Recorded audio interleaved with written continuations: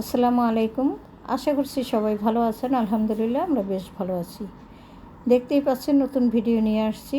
তবে বাড়িতে বেড়ানো শেষ, ঢাকা চলে আসছি। ঢাকায় এসেই ভাবলাম আগে এই কলিজাগুলো রান্না করে খাই। তাই তো সকালবেলাই শুরু করে দিয়েছি রান্নাবান্না রান্নাবান্না করব, সেই সাথে পাশাপাশি অনেক কাজ করব আর একটু আধটু করে আপনাদের সাথে শেয়ারও করব।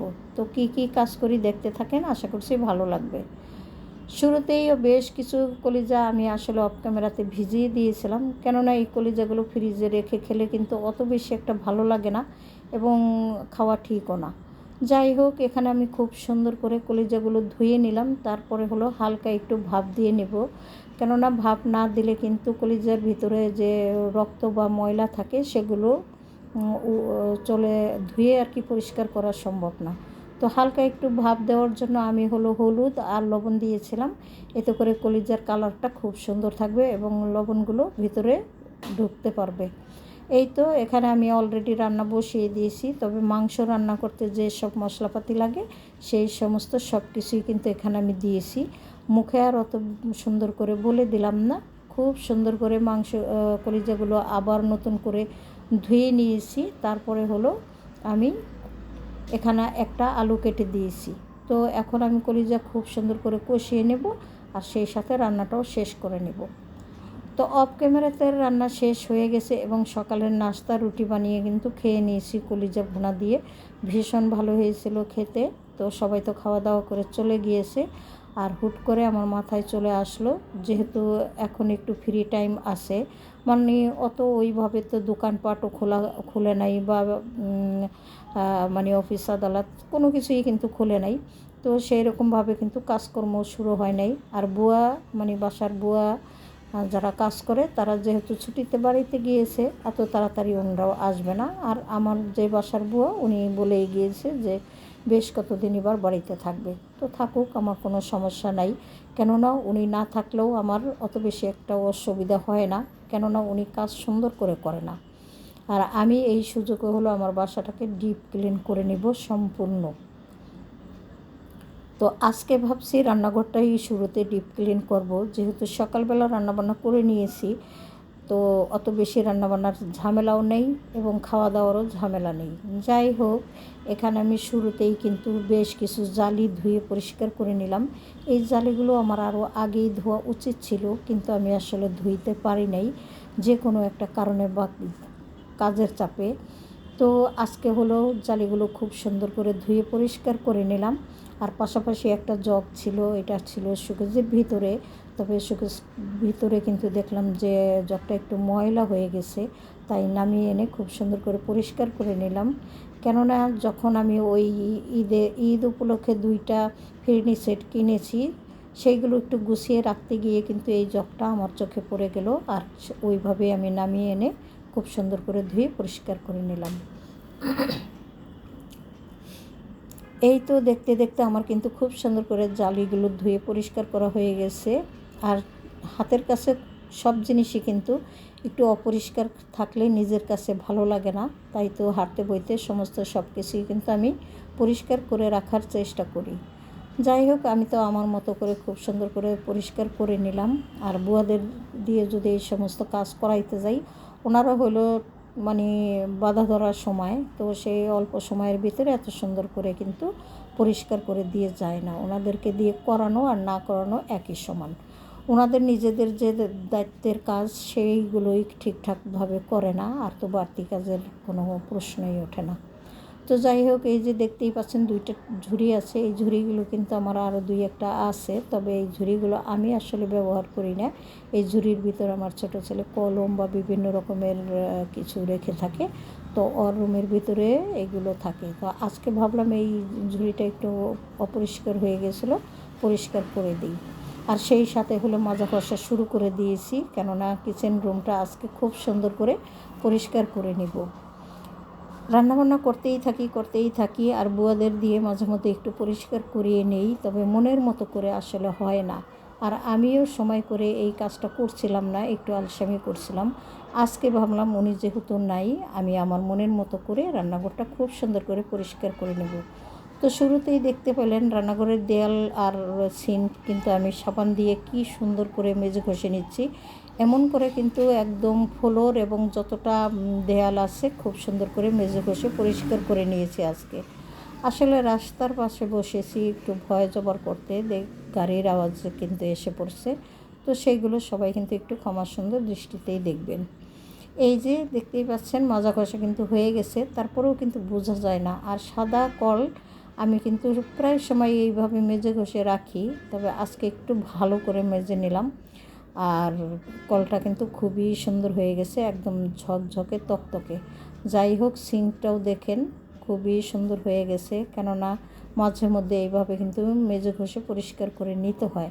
তা না হলে অল্প স্বল্প মাজা ঘষা করলে একটুখানি মানে আঠা আঠা হয়ে থাকে, অত ওইভাবে পরিষ্কার করা যায় না। তো আমি কিন্তু নিচে মানে রান্নাঘরের ফ্লোরও কিন্তু এইভাবে মেজে ঘষে পরিষ্কার করে নিব।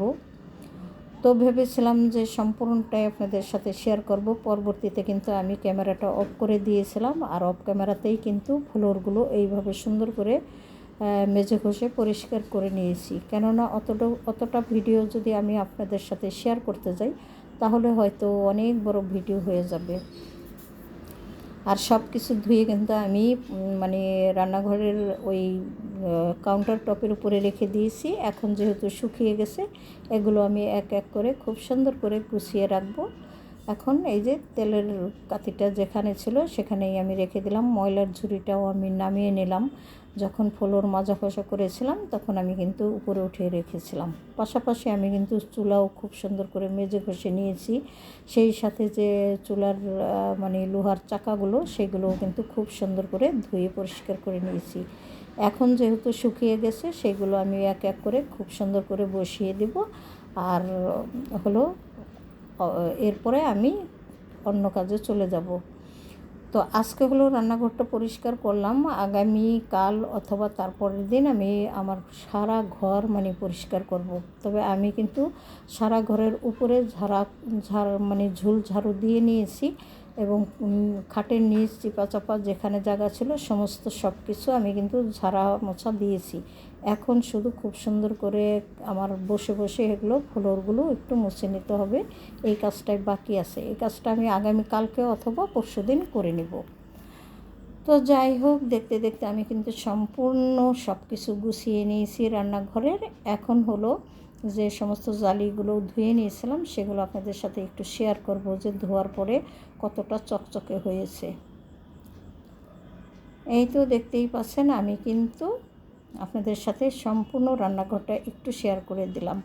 এই যে এখানে যে আমার মানে কাঠের একটা সেলফ আছে, এই সেলফটার উপরে অনেক কিছু আছে। এইগুলো কিন্তু আমি হালকা পাতলা মানে মুছা দিয়েছি, কেননা এগুলো ঈদের আগে ধুয়েছিলাম আর জালিগুলো ধোয়া হয়েছিল না। তো সেগুলো ধুয়ে পরিষ্কার করে নিলাম। আর এখন হলো অফ ক্যামেরাতে এই কিচেন র্যাকটা কিচেনে নিয়ে রাখবো। তো কিচেনে নিয়ে রাখার পরে ছেলেরা যেহেতু বাসায় আছে, বিকেলবেলা একটু নাস্তা বানাতে চলে আসলাম। তো নাস্তা কী বানাবো, ছেলেরা আসলে নুডলস ওইভাবে পছন্দ করে না, আমিও করি না। যেহেতু বাসায় আছে আর ঝাল ঝাল কিছুই খেতে ইচ্ছে করলো, ওই রকম মিষ্টি জাতীয় কিছু আর এখন মানে খাওয়ার ইচ্ছে নেই। তাই ভাবলাম একটু নুডলস রান্না করে দেই।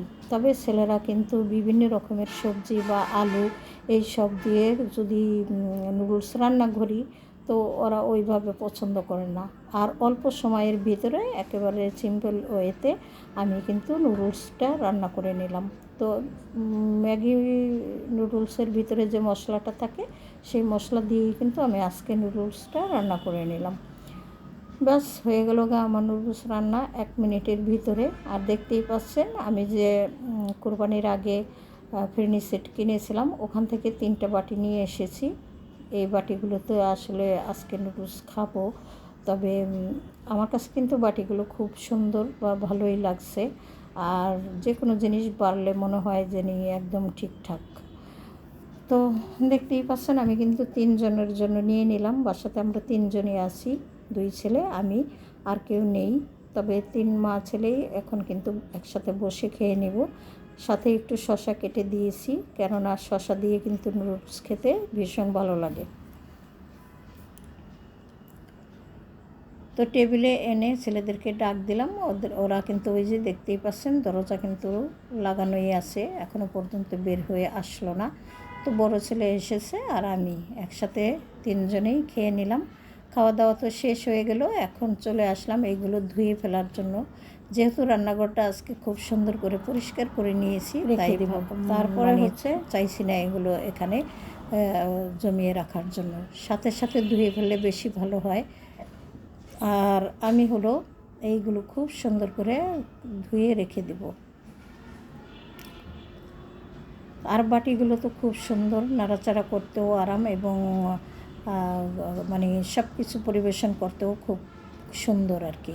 একটুখানি মানে ডিপ আছে, সেই কারণে সব কিছুই এখানে মানে পরিবেশন করতে মানে ভালোই লাগে বা আরাম।